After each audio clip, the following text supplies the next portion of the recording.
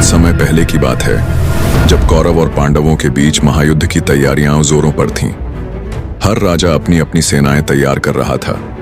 उसी समय द्वारका के महान सम्राट श्री कृष्ण की सेना, नारायणी सेना, सबकी नजर में थी। यह कोई सामान्य सेना नहीं थी। इसमें वो योद्धा थे जो न हार जानते थे, न डर, जिनके लिए युद्ध एक पूजा था और मृत्यु एक आशीर्वाद। इस सेना में असंख्य महारथी थे, साम, दाम, दंड और भेद के उस्ताद। लेकिन सबसे खास बात थी उनकी एकजुटता और श्री कृष्ण के प्रति समर्पण। जब युद्ध की घोषणा हुई, अर्जुन और दुर्योधन दोनों श्री कृष्ण से सहायता मांगने द्वारका पहुंचे।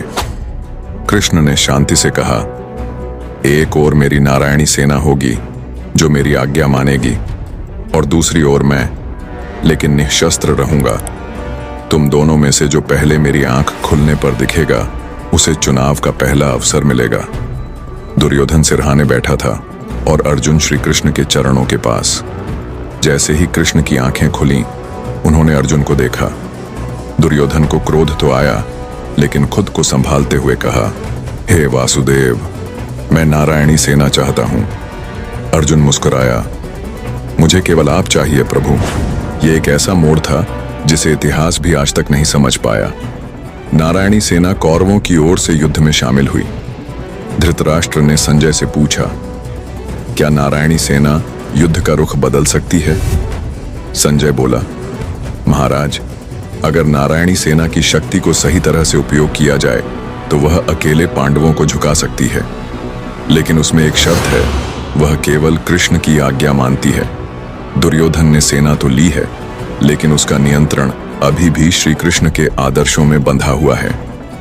पहला मोड़ आया जब नारायणी सेना ने युद्ध के पहले दिन कोई बड़ी भूमिका नहीं निभाई। भीष्म, द्रोण, कर्ण, सबने सोचा कि यह सिर्फ नाम की सेना है। लेकिन 5वें दिन नारायणी सेना का सेनापति सत्यकी युद्ध भूमि में उतरा।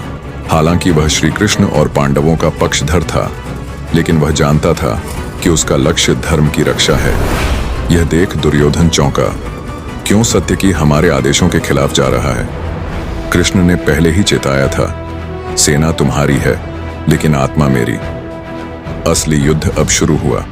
नारायणी सेना के एक दस्ते ने पांडवों के शिविर को घेर लिया। नकुल और सहदेव ने जैसे ही मोर्चा संभाला, उन्हें एहसास हुआ कि ये कोई सामान्य सैनिक नहीं, बल्कि युद्ध में तपे हुए दिव्य योद्धा हैं। एक एक सैनिक 10-10 को पछाड़ रहा था। अब युद्ध में दूसरा बड़ा मोड़ आया। नारायणी सेना के कुछ गुप्त योद्धाओं ने रात में अकेले द्रौपदी के शिविर की ओर बढ़ना शुरू किया। लेकिन तभी वहां पहुंचे अभिमन्यु और घटोत्कच। एक भयानक संघर्ष हुआ, जहां घटोत्कच की मायावी शक्तियों के सामने भी नारायणी योद्धा डिगे नहीं। वो न आत्मा से थके, न शरीर से। यह देख पांडवों को पहली बार डर महसूस हुआ, क्या हम सही निर्णय पर हैं? छठे दिन भीम ने नारायणी सेना के 2 बड़े योद्धाओं को परास्त किया। लेकिन जैसे ही वह गर्व से मुस्कुराया, तीसरा योद्धा जयकेतु सामने आया। उसका युद्ध कौशल इतना तीव्र था कि भीम को अपने गदा की गति भी धीमी लगने लगी। कृष्ण मुस्कुराए, भीम, ये वही सेना है जिसकी शक्ति मैंने त्याग दी, लेकिन उसका प्रभाव अभी भी शेष है। 10वें दिन जब भीष्म शरशैया पर लेटे थे, नारायणी सेना में हलचल थी। वे धर्म और अधर्म की सीमा पर खड़े हो गए थे। सेनापति ने पूछा, प्रभु, क्या हम अब भी कौरवों के साथ हैं?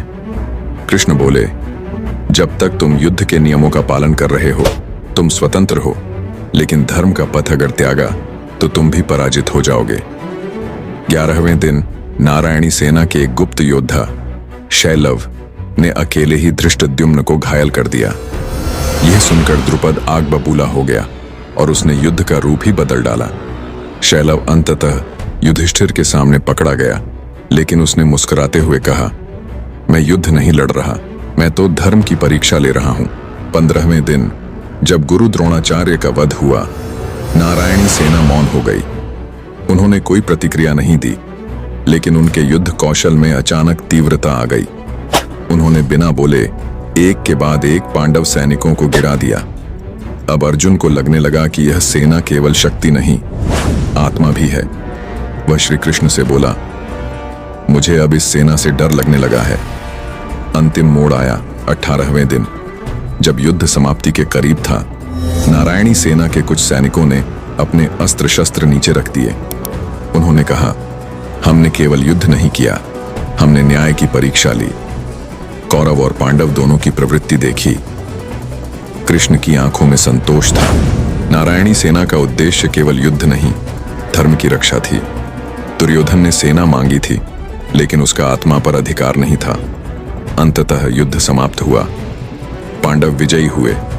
लेकिन श्री कृष्ण ने कहा, अगर नारायणी सेना अंत तक अपना पूरा बल दिखा देती तो शायद परिणाम कुछ और होते। लेकिन वह सेना थी जो केवल आदेशों पर नहीं, अंतरात्मा पर चलती थी।